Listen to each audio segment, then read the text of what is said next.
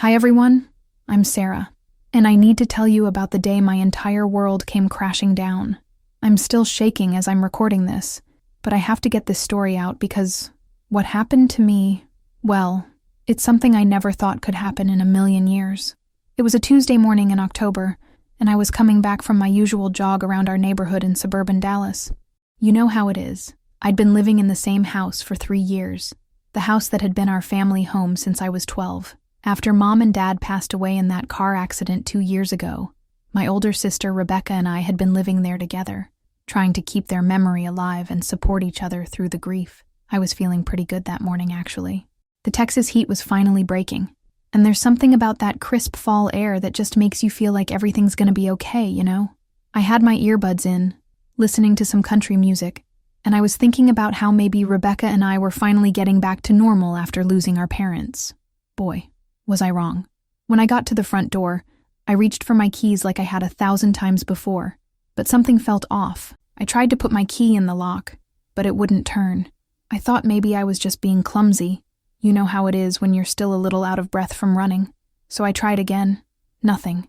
The key wouldn't even go in properly. That's when I heard footsteps behind the door and my heart started racing. Not in a good way. "Rebecca?" I called out, knocking on the door. "Becca, are you in there?" My key's not working. The door opened, but only about 2 inches because of the chain lock. A chain lock that we'd never used before. Not once in all the years we'd lived there. Through that tiny gap, I could see my sister's face, but she looked different, cold, like she was looking at a stranger instead of her little sister. "Sarah," she said, and her voice was so calm it gave me chills. "I need you to listen to me very carefully." "What's going on?" I asked, my voice already starting to shake. "Why can't I get in? Is something wrong with the lock?" "The locks have been changed," she said, still in that eerily calm voice. "You no longer live here." I laughed. I actually laughed because it was so ridiculous. "What do you mean?" "Becca, stop playing around. I'm sweaty and I need a shower." "I'm not playing around, Sarah. This is my house now. You need to leave." The words hit me like a physical blow.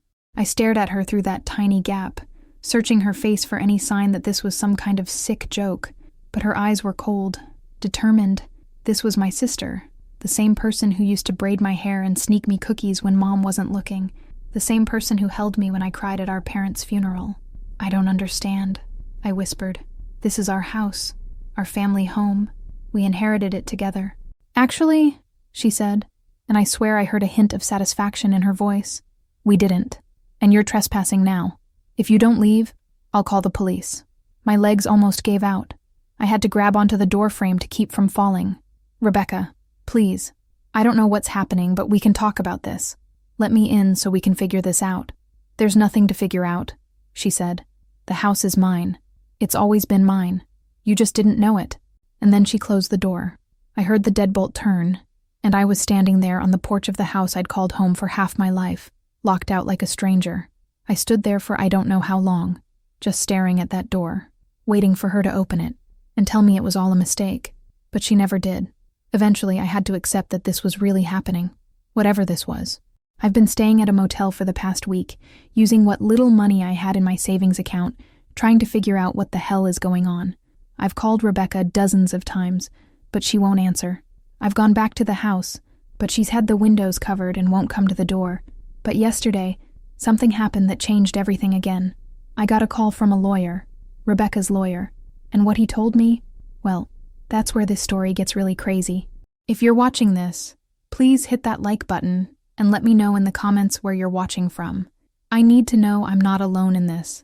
And make sure to follow the channel, because trust me, you're going to want to hear what happens next.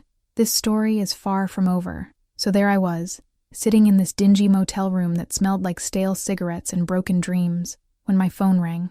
I didn't recognize the number, but at that point, I was desperate for any news about what was happening to my life. "Ms. Sarah Mitchell?" The voice on the other end was professional, crisp, the kind of voice that charges $400 an hour. "Yes, that's me," I said, my heart already pounding. "This is Thomas Whitmore from Whitmore, Hayes and Associates. I represent your sister, Rebecca Mitchell." I felt like I was going to throw up. "You're Rebecca's lawyer?" "That's correct. I'm calling to inform you that you have 30 days to collect your personal belongings from the property at 1247 Maple Street." Wait, wait, wait, I said, jumping up from the bed. That's my house too.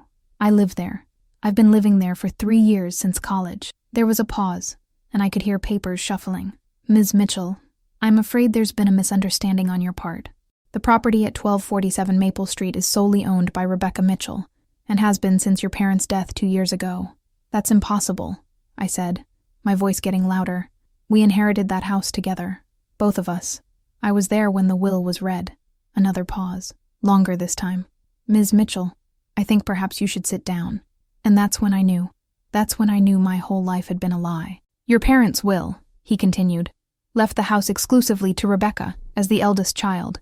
There was also a provision for you to live there until you turned 25, or got married, whichever came first. You turned 25 last month. The phone slipped from my hand. I literally dropped it and had to scramble to pick it up off the motel carpet. That can't be right, I stammered. I remember the reading. I was sitting right there next to Rebecca when the lawyer read the will. I have a copy of the will right here, Mr. Whitmore said, his voice getting more gentle, like he was talking to a child. Would you like me to read the relevant section?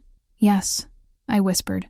To my eldest daughter, Rebecca Marie Mitchell, I leave the family home at 1247 Maple Street, Dallas, Texas, along with all furnishings and fixtures therein. My youngest daughter, Sarah Elizabeth Mitchell, shall have the right to reside in said property until she reaches the age of 25 years or enters into marriage, whichever occurs first, at which time she must vacate the premises. I couldn't breathe. The motel room was spinning, and I thought I was going to pass out. But why? I managed to get out. Why would they do that? Why would they leave me with nothing? Ms. Mitchell, the lawyer said, and now his voice was really gentle. There's something else you need to know, something that might explain your parents' decision. What? I asked, though I wasn't sure I wanted to know. According to the documentation I have here, and I want to be very clear that I'm only sharing this because it's relevant to the property dispute, you were adopted. The world stopped. Everything just stopped. What did you say? You were adopted by Robert and Linda Mitchell when you were 6 months old. Rebecca is their biological daughter. The will makes reference to this fact, which is why the inheritance was structured the way it was. I don't remember hanging up the phone. I don't remember falling onto the bed. All I remember is this crushing weight in my chest, like someone had dropped a truck on me. Adopted. I was adopted, and nobody ever told me. Not my parents, not Rebecca, nobody. And Rebecca knew. She had to have known. She sat there at that will reading, watching me cry about losing our parents, knowing that they weren't even my real parents, knowing that she was about to inherit everything, and I was about to lose the only home I'd ever known. But here's the thing that really gets me. I started thinking about all those little things over the years, how Rebecca always looked exactly like Mom, but people always said I looked like the mailman, and everyone would laugh, how I was the only one in the family with green eyes, how Rebecca and I never seemed to have the same interests, the same mannerisms, the same anything. I sat in that motel room for hours, just thinking, and the more I thought, the angrier I got. Not just about being adopted. I mean, that hurt. But I could understand why parents might not tell a kid that. But Rebecca knew. She knew. And she let me believe we were going to share that house. She let me help pay for the mortgage, the utilities, the groceries. She let me put my heart and soul into maintaining that house, painting the rooms, taking care of the garden Mom loved. She let me grieve for parents who apparently didn't even care enough about me to leave me anything. But then I remembered something that made my blood run cold. About a month ago, right around my birthday, Rebecca had suggested I apply for this job in Seattle. She kept pushing it, saying it would be good for me to get out of Dallas, start fresh. She even offered to help me move. She knew. She knew my time was up, and she was trying to get me to leave voluntarily so she wouldn't have to be the bad guy. I called the lawyer back. Mr. Whitmore, I said when he answered, I need to see that will. I need to see it with my own eyes. Ms. Mitchell, I understand this is difficult, but no, I interrupted. Something's not right here. I need to see the will, and I need to see my adoption papers. There was a long pause. Ms. Mitchell, I'm going to give you some free advice. Sometimes it's better to let sleeping dogs lie. What's that supposed to mean? It means, he said slowly, that if you start digging into this, you might not like what you find. And that's when I knew for sure. Something was very, very wrong with this whole situation. After that cryptic warning from Rebecca's lawyer, I couldn't sleep for 2 days straight. His words kept echoing in my head. You might not like what you find, but you know what? I was already living in a nightmare, so how much worse could it get? I decided to start with the adoption papers. In Texas, you can request your own adoption records once you turn 18, so I drove down to the courthouse first thing Monday morning. The clerk was this sweet older lady named Mrs. Rodriguez who took one look at my face and asked if I needed some tissues. "Honey, you look like you've been through hell," she said, handing me a box of Kleenex. "I'm trying to get copies of my adoption records," I told her. "I just found out I was adopted, and I need to understand what happened." She gave me the paperwork to fill out, and I sat there in those hard plastic chairs, writing down information I'd never even known was relevant to my life. Sarah Elizabeth Mitchell, adopted by Robert and Linda Mitchell, birth date. But when I got to the part about my birth parents, I had to leave it blank because I had no idea. "It'll take about a week to process," Mrs. Rodriguez told me when I turned in the forms. "But honey, can I give you some advice? Sometimes family secrets are secrets for a reason. Make sure you're ready for whatever you might find." Another warning. What the hell was everyone so afraid of? I couldn't wait a week, so I decided to do some digging on my own. I started with the basics, looking up my birth certificate, searching online records, anything I could find about Sarah Elizabeth Mitchell, born 25 years ago in Dallas. And that's when I hit my first real clue. My birth certificate listed my birth parents as Jennifer Walsh and Michael Torres. But here's the weird part. When I searched for Jennifer Walsh, I found an obituary from 24 years ago. She died when I was barely a year old, in a car accident on I-35. But Michael Torres? He was alive, and according to his Facebook page, he was living right here in Dallas. I stared at that computer screen in the motel's lobby for about an hour, just looking at pictures of this man who might be my father. He had my eyes, the same green eyes that had always made me stand out in the Mitchell family. He was a construction worker, divorced, with 2 kids from his second marriage, kids who would be my half-siblings. I almost chickened out about 50 times, but finally, I sent him a message. "Hi, my name is Sarah Mitchell. I think you might be my biological father. I was born 25 years ago, and my birth mother was Jennifer Walsh. Could we talk?"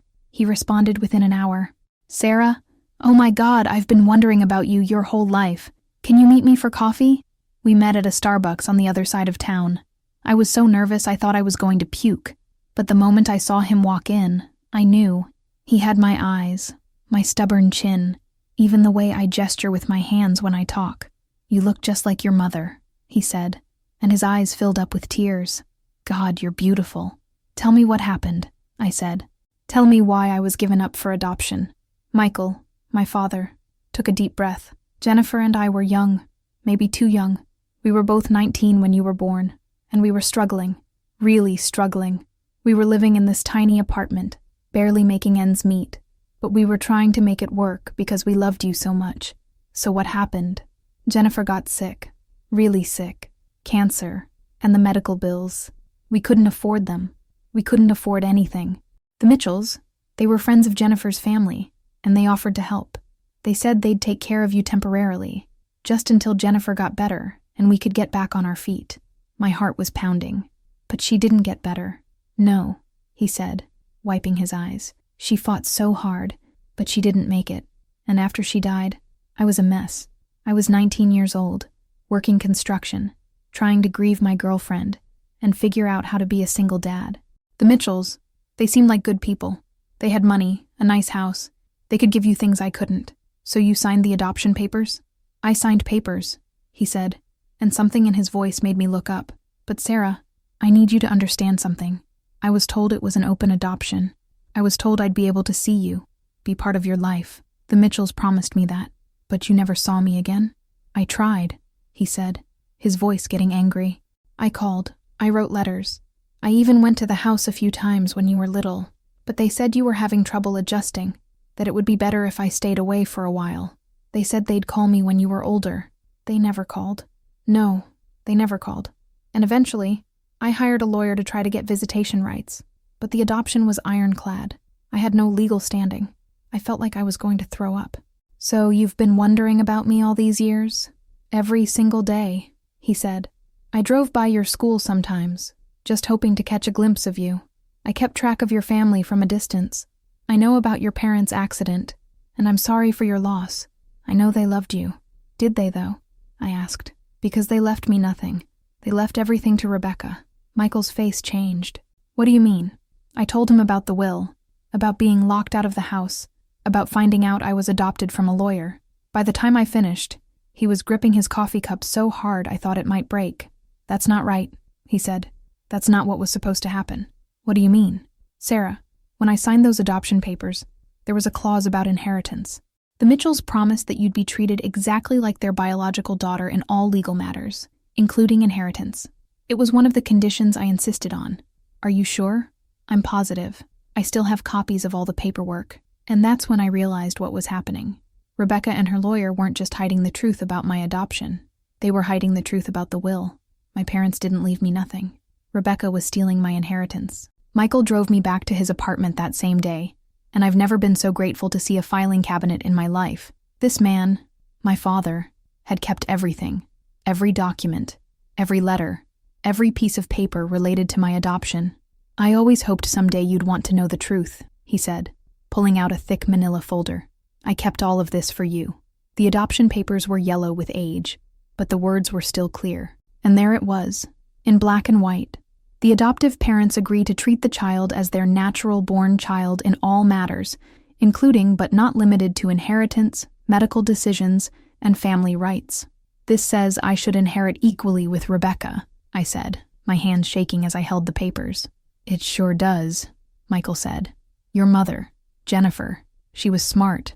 She made sure that clause was in there because she wanted to protect your future, even if she couldn't be there to see it. I spent the next 3 hours reading through everything. Letters Michael had written to me over the years that were never sent. Pictures of me he'd taken from a distance at school events. Report cards he'd somehow gotten copies of. This man had been trying to be part of my life for 25 years, and I'd never known. Why didn't you try harder? I asked, though I already knew the answer wasn't going to be simple. I did try, he said, sitting down next to me on his couch. But the Mitchells, they had money and lawyers. I was a 19-year-old construction worker with a high school diploma.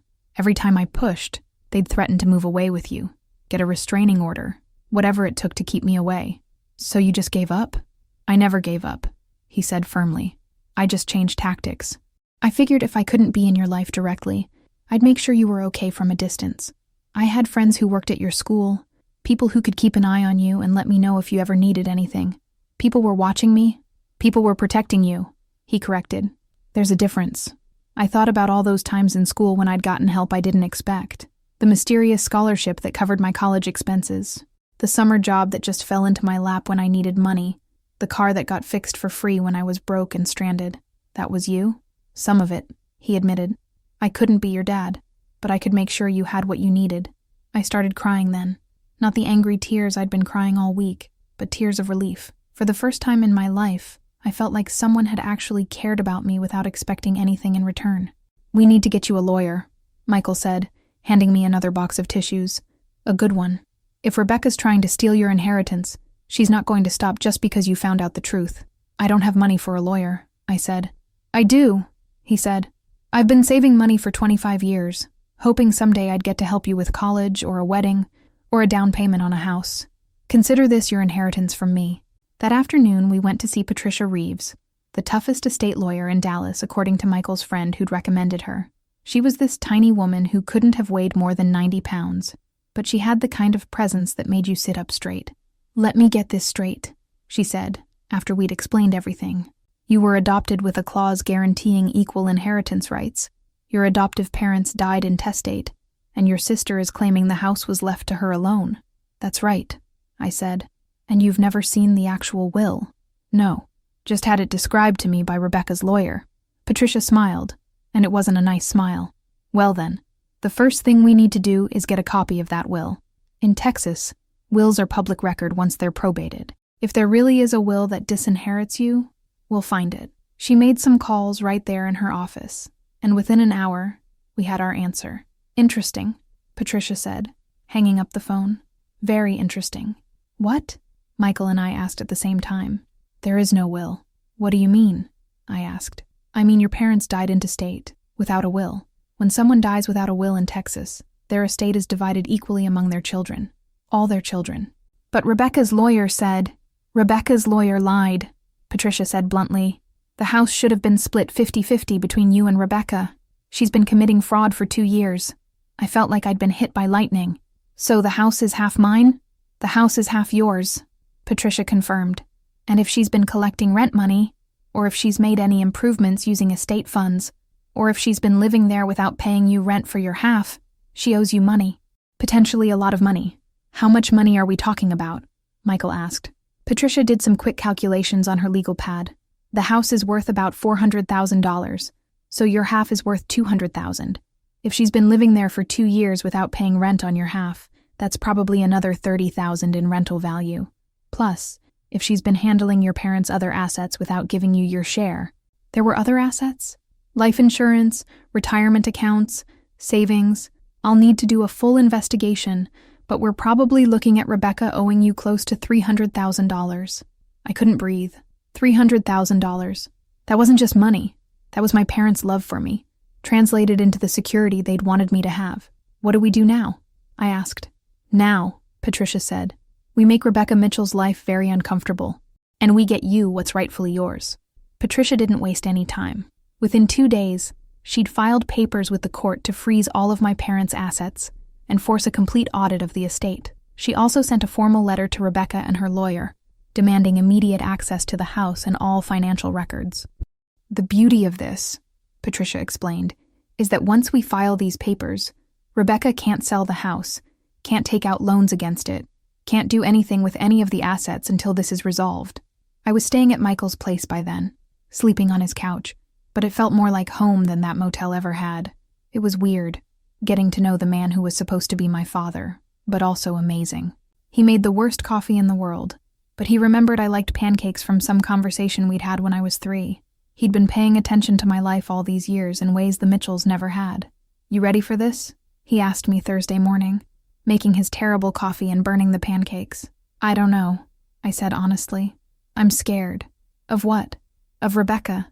Of what she might do. She's been lying to me for 2 years, Michael. She watched me grieve for our parents. Let me help pay for their funeral. Let me cry on her shoulder about how much I missed them.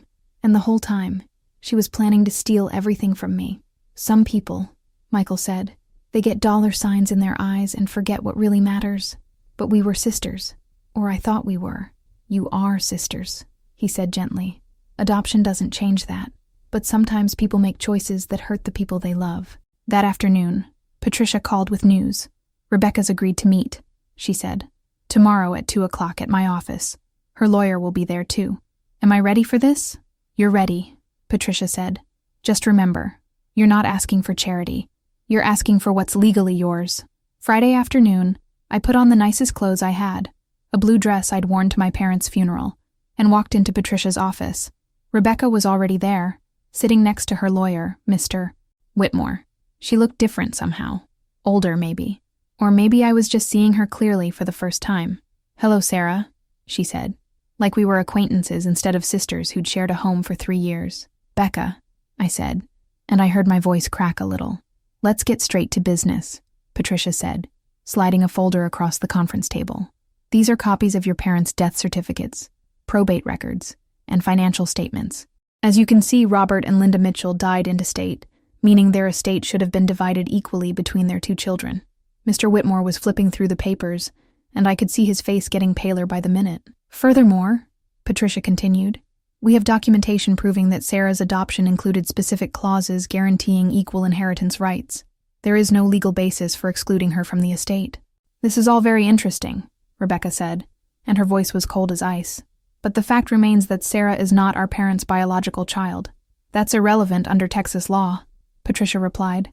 Adopted children have the same inheritance rights as biological children. But she's not really family, Rebecca said, looking right at me. She never was. That hit me like a physical blow. I'd been preparing for legal arguments, financial disputes, even anger. But I hadn't been prepared for Rebecca to completely disown me as her sister. How can you say that?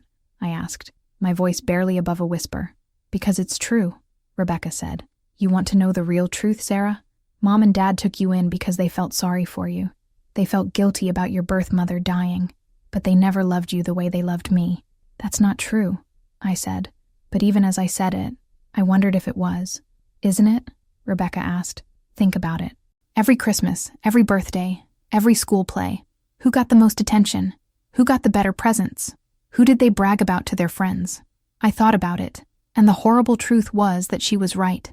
Rebecca had always been the golden child, the one who could do no wrong. I'd always just assumed it was because she was older, or smarter, or more talented, but maybe it was because she was really theirs. Even if that were true, Patricia interjected, it doesn't change the legal facts. Sarah is entitled to half of the estate. What do you want? Rebecca asked, looking at me instead of Patricia. I want what's mine, I said, finding my voice. I want my half of the house, my half of the insurance money, my half of everything Mom and Dad left behind. And if I say no, then we'll see you in court, Patricia said.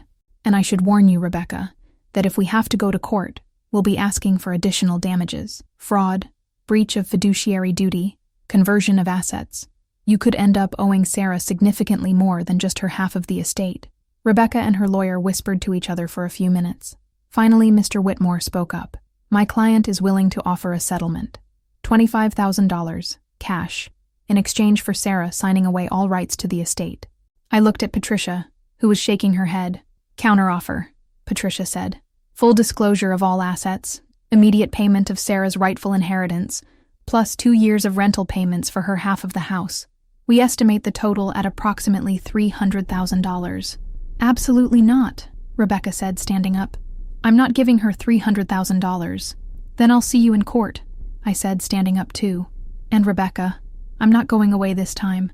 As she was walking out, Rebecca turned back to me. You know what the funny thing is, Sarah? You're fighting so hard for this house, for this money, but you'll never really belong anywhere. You weren't wanted by your birth parents, and you weren't really wanted by our parents either. You're just left over. The door slammed behind her, and I burst into tears. But for the first time in weeks, they weren't tears of despair. They were tears of anger. And anger, I was learning, was a hell of a lot more useful than sadness. After that disastrous meeting with Rebecca, I thought I'd hit rock bottom. But sometimes rock bottom is just a foundation to build something new on, and that's exactly what happened next. I was staying at Michael's place, crying into a pint of Bluebell ice cream and feeling sorry for myself, when Patricia called with news that changed everything.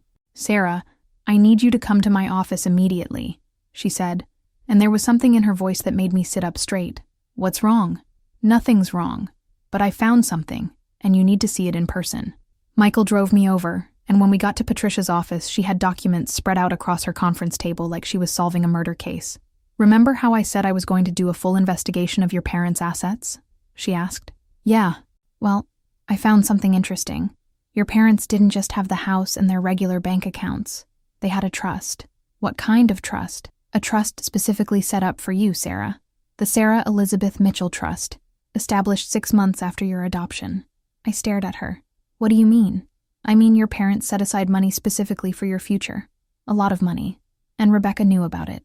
Patricia handed me a copy of the trust documents. The language was all legal and complicated, but the basic facts were clear. My parents had put $50,000 into a trust when I was adopted, and it had been growing with interest and additional contributions for 25 years. How much is in it now? I asked. As of last month, about $450,000. I almost fell out of my chair. $450,000? That's not all, Patricia said. The trust was supposed to be turned over to you on your 25th birthday, last month, but I never received anything. That's because Rebecca was the trustee. She was supposed to notify you about the trust and transfer the funds to you when you turned 25. She stole it? She stole it, Patricia confirmed. And Sarah, there's more. I found records showing that Rebecca has been taking money out of the trust for the past 2 years. She's been using your money to pay for the house maintenance, her credit card bills, even a trip to Europe last year. I felt like I was going to be sick. How much did she take? About $60,000. So she's been stealing from me for 2 years. It looks that way. Michael was pacing around the office like a caged animal. This is unbelievable. How could she do this to her own sister? There's something else, Patricia said, and her voice got even more serious.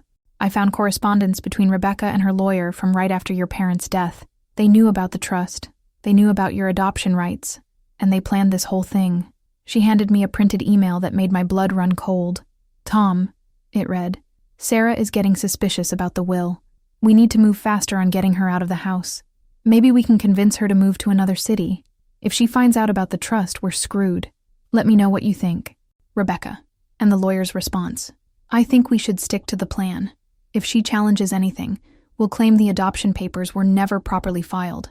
It's her word against ours, and we have all the documentation. They were planning to lie about my adoption? I asked. They were planning to lie about everything, Patricia said. But here's the thing. They made one big mistake. They put all of this in writing. What does that mean? It means we have them dead to rights on fraud, embezzlement, and conspiracy. Rebecca isn't just going to owe you money. She's going to face criminal charges. I sat there for a long time, just staring at those emails. This wasn't just about money anymore.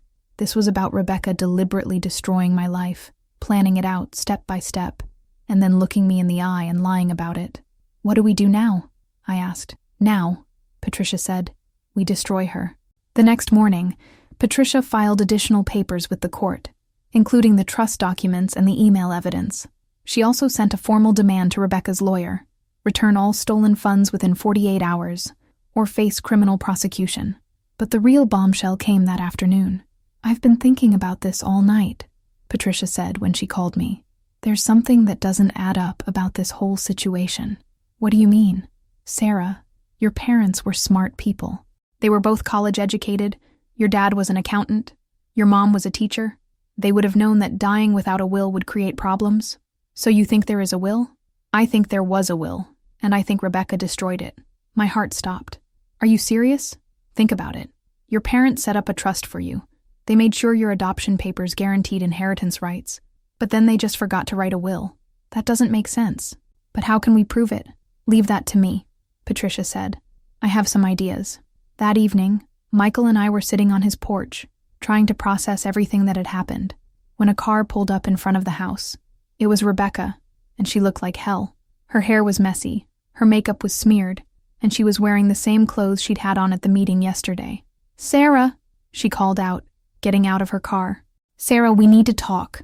I don't think that's a good idea, Michael said, standing up. Who the hell are you? Rebecca snapped. I'm her father, Michael said calmly. Rebecca laughed, but it was a bitter, angry sound. Her father? You mean the loser who gave her away? I mean the man who's been looking out for her for 25 years while you've been planning to rob her. Michael shot back. Sarah, please, Rebecca said, ignoring him. Can we talk privately? Just for 5 minutes? Against my better judgment, I walked down to the street to talk to her. Up close, I could see that she'd been crying. Sarah, I'm in trouble, she said, her voice shaking. Big trouble. What kind of trouble? The kind where I might go to jail, she said. Your lawyer, she's found things that make me look really bad. You mean evidence that you've been stealing from me? It wasn't stealing, Rebecca said desperately. I was going to pay it back. I was going to give you money eventually. I needed time. Time for what? Time to figure out how to tell you the truth. What truth? Rebecca took a deep breath, and for a moment, she looked like the sister I remembered from childhood. Sarah, there was a will. My blood went cold. What? There was a will, and it left everything to both of us, equally, just like your lawyer said it should. Then why did you tell me? Because I destroyed it, Rebecca said, starting to cry again. I destroyed it, and I forged documents to make it look like Mom and Dad died intestate. I felt like the ground was falling out from under me. Why would you do that? Because I was angry, she shouted. Because our whole lives it was always about you. Poor little Sarah, the adopted baby who needed extra love and attention. Do you know what it's like growing up feeling like your parents love someone else more than they love you? That's not true, I said. Isn't it? You got the trust fund, Sarah. You got $450,000 just for being adopted. I got nothing special, just the expectation that I'd take care of you forever. So you decided to steal from me? I decided to take what should have been mine in the first place, Rebecca said. But then I started thinking about it, and I realized how wrong I was. I realized I was destroying the only real family I had left. When did you realize that? When I got your lawyer's letter about the criminal charges, Rebecca admitted. When I realized I might go to prison for this. When I realized I might lose everything, including you. I stared at my sister, because despite everything, she was still my sister, and felt a weird mix of anger and pity. What do you want from me, Rebecca? I want to make this right, she said. I want to give you everything you're owed, plus interest, plus damages. I want to confess to what I did and try to make amends. And in exchange, I hope maybe someday you can forgive me. I hope maybe we can still be sisters." I looked back at Michael, who was watching us from the porch. 25 years ago, he'd given me up because he thought it was best for me. Now Rebecca was asking for forgiveness because she thought it was best for her. "I need to think about this," I said. "Sarah, there's something else you need to know," Rebecca said. "Something about why Mom and Dad really adopted you." "What?" "It wasn't just because they felt sorry for your birth mother. Jennifer Walsh was Mom's sister." The world tilted sideways. "What did you say?" "Jennifer was Mom's younger sister. You're not just my adopted sister, Sarah. You're my cousin. We're actually related by blood, and that's when everything clicked into place. The family resemblance I'd never been able to see before, the way my mom used to cry on the anniversary of my adoption every year, the way she'd always tell me I was exactly where I belonged. Mom never told me," I whispered. "She wanted to, but she was afraid it would confuse you. She was afraid you'd feel like you weren't really our family if you knew the truth. And you knew this whole time?" "I found out when I was going through Mom's papers after she died. There were letters from Jennifer, pictures of you as a baby, even some of your birth mother's jewelry that Mom had been saving for you. Where is it now?" "It's in a safety deposit box. I've been keeping it for you, waiting for the right time to give it to you." I felt like I was drowning in revelations. Every time I thought I understood what was happening, something new came to light that changed everything. "Rebecca," I said finally, "I need you to understand something. What you did to me, the lying, the stealing, the way you threw me out of our home, that nearly destroyed me." "I know," she said, tears streaming down her face, "and I hate myself for it. But the fact that we're family, real family, that means something to me. It doesn't excuse what you did, but it means something." "Does that mean you'll consider not pressing charges?" "It means I'll consider it," I said. "But first, you need to make things right. All of it. The money, the house, the trust fund, everything." "I will," Rebecca said. "I promise. I'll make all of it right." As she drove away, I realized that for the first time in months, I had hope. Not just hope for getting my inheritance back, but hope that maybe, somehow, my family could be put back together. But I should have known that with Rebecca, things were never as simple as they seemed. The next morning, I woke up feeling better than I had in weeks. For the first time since this nightmare started, it seemed like there might be a light at the end of the tunnel. Rebecca was going to make things right. I was going to get my inheritance, and maybe we could rebuild our relationship. I should have known it was too good to be true. Patricia called me at 8 in the morning, and her voice was tight with anger. "Sarah, I need you to come to my office right now and bring Michael." "What's wrong?" "Rebecca's gone." "What do you mean, gone?" "I mean she's disappeared. Her house is empty, her bank accounts are closed, and she's nowhere to be found." Michael and I rushed over to Patricia's office, where she had even more bad news waiting for us. "It gets worse," she said. "Yesterday, after your conversation with Rebecca, she went straight to the bank. She liquidated the trust fund." "She what?" "She took out every penny, $450,000, plus the $60,000 she'd already stolen. It's all gone." I felt like I was going to throw up. "How is that possible? How could she just take the money?" "She was still the trustee of record," Patricia explained. "Until we filed papers to have her removed, she had legal access to the funds." "So she played me," I said, sinking into a chair. "That whole sob story about wanting to make things right, about us being family, it was all just a distraction so she could steal the rest of the money." "It looks that way," Patricia said grimly. "Where could she have gone?" "We're working on that. I've hired a private investigator, and we've filed papers to freeze her assets and put out alerts at airports and border crossings. But Sarah, I have to be honest with you. If she planned this carefully, she could be anywhere by now." Michael was pacing around the office like a caged tiger. "This is unbelievable. How could someone do this to their own family?" "There's something else," Patricia said. "The private investigator found something interesting about Rebecca's recent activities." She handed me a folder full of bank records and travel documents. "For the past 6 months, Rebecca has been transferring money to offshore accounts. Small amounts, nothing that would trigger automatic reporting, but it adds up to about $200,000. So she's been planning this for months?" "It looks like she's been planning this since right after your parents died," Patricia said. "The offshore accounts, the forged documents, even the story about your adoption. It was all part of a long-term plan to steal your inheritance and disappear. I stared at the documents, feeling numb. She never intended to make things right. No, Patricia said. She was buying time to get the money and run. What about the house? Michael asked. She mortgaged it to the hilt, Patricia said. Took out a second mortgage last month and used the money to fund her escape plan. The house is worth $400,000, but she owes $350,000 on it. So even if we get the house back, it's not worth much, I said. Right now, it's worth about $50,000 in equity. But Sarah, there's something else you need to know. What now? The story about your birth mother being related to Linda Mitchell. I checked into that, and it's not true.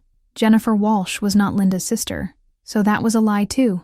Everything Rebecca told you yesterday was a lie, designed to make you hesitate about pressing charges long enough for her to get away with the money. I felt like I was drowning. Every single thing Rebecca had ever told me, every moment of what I thought was genuine emotion, had been fake. She'd been manipulating me from the very beginning. What do we do now? I asked. Now we hunt her down, Patricia said, and we make sure she pays for what she's done. The private investigator, a woman named Carmen Rodriguez, came to the office that afternoon with an update. I've been tracking Rebecca's digital footprint, she said, spreading out photos and documents on Patricia's conference table. She's been careful, but not careful enough. What did you find? She flew to Miami yesterday afternoon, using her real name. From there, she took a flight to the Cayman Islands. The Cayman Islands, Patricia said. Of course. No extradition treaty, banking secrecy laws, easy to hide money. But here's the thing, Carmen continued. She made a mistake. She used her credit card to book a hotel in Georgetown. I have the address. Can we get her back? I asked. That's complicated, Carmen said. The Cayman Islands don't have an extradition treaty with the U.S. for financial crimes. But there are other ways to apply pressure. What kind of ways? The kind that involve making her life very uncomfortable until she decides to come back on her own, Carmen said with a smile that made me think she'd done this before. I don't understand, I said. Leave that to me, Carmen said. But I'll need authorization to spend some money on this. I looked at Michael, who nodded. Do whatever it takes, I said. Over the next week, Carmen worked her magic. I didn't ask for details, but somehow she managed to freeze Rebecca's offshore accounts, get her banned from several hotels, and make it impossible for her to access most of her stolen money. Then, exactly 8 days after Rebecca had disappeared, my phone rang. Sarah? The voice was tired, defeated. It was Rebecca. Where are you? I'm in Miami, she said. I'm coming home. Why? Because I can't live like this, she said. Because running away didn't solve anything. Because I realized that even if I had gotten away with all the money, I'd still be miserable. Where's the money, Rebecca? Most of it's still in the Cayman accounts, but they're frozen. I only managed to spend about $20,000 before your investigator caught up with me. And so you're coming back to face the music? I'm coming back to try to make this right, she said. For real this time. How do I know you're not lying again? Because I'm tired of lying, Rebecca said. And because I finally realized something. What? I realized that you're the only family I have left, and I threw it all away for money. Money that didn't even make me happy. Are you really coming back? I'm already on the plane, she said. Sarah, I know you probably hate me, and I know I don't deserve forgiveness, but I want to try to fix this. All of it. We'll see, I said, and hung up. 2 days later, Rebecca walked into Patricia's office with her hands up like she was surrendering. I'm here to confess, she said. To everything. Rebecca kept her word. Over the next month, she confessed to everything. The fraud, the embezzlement, the forged documents, all of it. She worked with Patricia in the district attorney's office to return every penny she'd stolen, plus interest and penalties. The final settlement was more than I'd ever dreamed of. The full $450,000 from the trust fund, plus the $60,000 she'd stolen over the years, plus damages and interest. All told, Rebecca owed me nearly $600,000. She couldn't pay it all at once, of course. Most of her assets had to be liquidated, including the house. But here's the thing that surprised everyone. I bought the house back from the estate. Why would you want to live there? Michael asked when I told him my plan. Because it's my home, I said. It's where I grew up, where I have memories of Mom and Dad. I'm not going to let Rebecca's mistakes take that away from me. But what about Rebecca? That was the big question.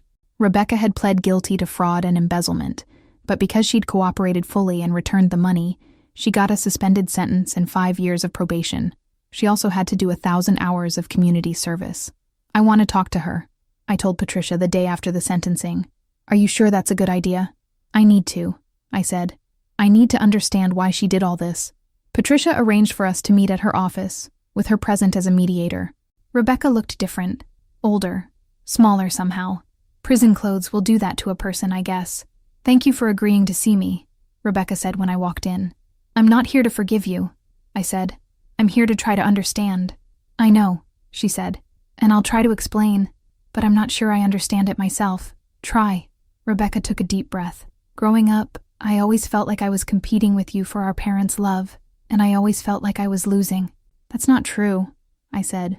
It felt true to me, Rebecca said. Every time you got good grades, or won an award, or did something cute, it seemed like Mom and Dad were more proud of you than they'd ever been of me. So you decided to steal from me? I decided to take what I thought should have been mine, Rebecca said. But somewhere along the way, it stopped being about fairness and started being about revenge. Revenge for what? For being the perfect child, Rebecca said. For being the one they chose, instead of the one they were stuck with. I stared at her. You think they chose me over you? Didn't they? They had to try to have you. They had to fill out paperwork and go through interviews and prove they were worthy. With me, they just got stuck with whatever they got. Rebecca, that's insane. They loved you because you were their daughter. They loved me because they chose to make me their daughter. Both kinds of love are real. I know that now, she said, starting to cry. But I didn't know it then. And by the time I figured it out, I'd already done so much damage that I didn't know how to fix it. So you decided to steal more money and run away. I panicked, Rebecca said. I realized how much trouble I was in, and I thought if I could just disappear, maybe the whole problem would disappear too. But it didn't. No, it didn't. And sitting in that hotel room in the Cayman Islands, with all that stolen money, I realized I'd never felt more alone in my life. We sat in silence for a while. Finally, I asked the question I'd been dreading. Do you really hate me, Rebecca? Have you always hated me? No, she said firmly. I never hated you, Sarah. I was jealous of you. I was angry at the situation. I was bitter about things that weren't even your fault. But I never hated you. Then why did you treat me like you did? Because I'm weak, she said simply. Because when I saw an opportunity to take something I thought I deserved, I took it. And then I had to keep lying to justify what I'd done. What happens now? I asked. Now I try to rebuild my life, Rebecca said. I'm going to therapy. I'm working at a community center as part of my service hours, and I'm trying to figure out how to be a better person. And us? I hope someday we can be sisters again, she said. But I understand if that never happens. I understand if you never want to see me again. I thought about it for a long time. This woman had stolen from me, lied to me, and tried to destroy my life. But she was also the person who'd taught me to ride a bike, who'd stayed up with me when I had nightmares, who'd held my hand at our parents' funeral. I'm not ready to forgive you, I said finally. Maybe I never will be. But you're still my sister, and that has to count for something. It counts for everything, Rebecca said. 6 months later, I was living in our family home again, the house that was now legally and completely mine. I'd used some of the settlement money to renovate it, to make it feel like my space instead of a museum to my childhood. Michael had moved in with me, not as a tenant, but as my father. We were both learning how to be family to each other, and it was awkward sometimes, but it was also wonderful. He still made terrible coffee, but he'd learned to make perfect pancakes. Rebecca was living in a small apartment across town, working at the community center and slowly paying back the money she owed for her legal fees. We talked once a week, usually just small talk, but it was something. Do you think we'll ever be close again? Michael asked me one evening as we were sitting on the front porch. I don't know, I said honestly. What she did, it changed everything. But maybe that's not necessarily bad. Maybe we needed to change. What do you mean? I mean, maybe we were never really close before, I said. Maybe we were just playing roles, the good adopted daughter and the responsible older sister. Maybe now we can figure out how to actually be ourselves with each other. And if that doesn't work, then at least I'll know I tried, I said. And I'll know that I have other family now. Real family. Speaking of family, Michael said, I have something for you. He handed me a small jewelry box. Inside was a simple gold necklace with a heart-shaped locket. It was your mother's, he said. Your birth mother's. Jennifer, I've been saving it for you. I opened the locket, and inside was a tiny picture of a young woman with my eyes and my smile. She was beautiful, I said. She was, Michael agreed. And she loved you very much. We both did. I wish I could have known her. You do know her, Michael said. Every time you're stubborn or generous or brave enough to fight for what's right, that's Jennifer. That's the best parts of both of us. I put on the necklace and felt something settle into place in my chest. For the first time in my life, I felt like I knew exactly who I was and where I belonged. That night, as I was getting ready for bed in the house that was finally, truly mine, my phone buzzed with a text from Rebecca. I saw a cardinal in the backyard today, it said. It made me think of Mom. She always said cardinals were messages from heaven. I texted back. Maybe she's telling us she's proud of us for trying to fix this. Maybe she is. Good night, little sister. Good night, Becca. I turned off the lights and looked out the window at the backyard where we'd played as children, where our parents had taught us to catch fireflies and make wishes on dandelions. Tomorrow would bring new challenges, new opportunities to build the life I wanted instead of just accepting the life I'd been given. But tonight, for the first time in a long time, I felt like I was exactly where I belonged. Hey everyone, thank you so much for following along with my story. I know it's been a wild ride, and I can't believe how much my life has changed since that day Rebecca locked me out of my own home. If this story taught me anything, it's that family isn't just about blood or adoption papers. It's about the people who choose to love you and stick by you when things get tough. If you've been watching from the beginning, please hit that like button and let me know in the comments where you're watching from. Your support has meant everything to me during this crazy time, and make sure to follow the channel, because who knows, life might throw me another curveball, and if it does, you'll be the first to know about it. Until next time, remember, you're stronger than you think, and you deserve to fight for what's yours.